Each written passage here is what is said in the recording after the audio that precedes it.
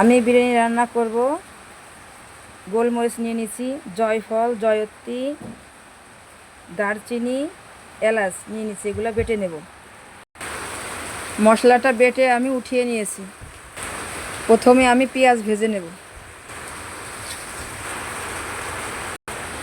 পেঁয়াজ ভেজে উঠিয়ে নিয়েছি, আর কিছু কড়াইতে রেখে দিছি।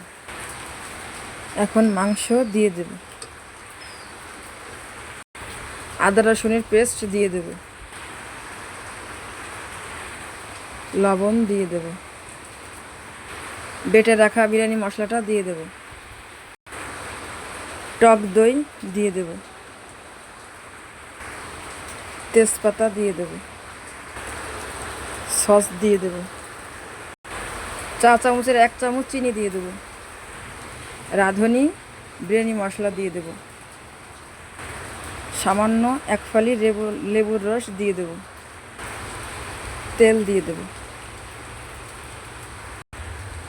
এখন মাখিয়ে নেব। এভাবে মাখিয়ে নিলাম, ঢেকে দেব।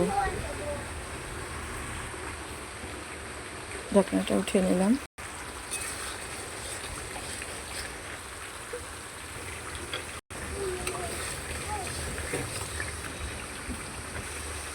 আমার মাংসটা রান্না হয়ে গেছে।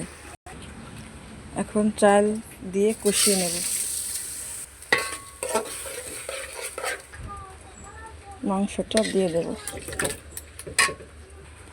চাউলের সাথে মাংসটা ভালো করে মাখিয়ে নেব। মাখিয়ে নিয়েছি। এখন গরম পানি দিয়ে দেব।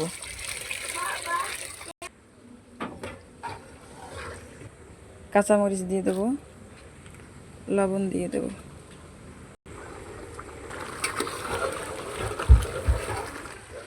এখন আমি ঢেকে দেব, দমে বসিয়ে দেব। আমি দমে রেখেছিলাম। বিরিয়ানিটা আমার হয়ে গেছে,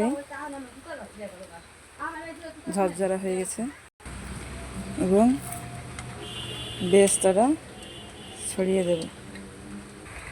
আমার বিরিয়ানি রান্নাটা হয়ে গেছে, দেখেন বোঝা যাচ্ছে ঝরঝরা হয়েছে।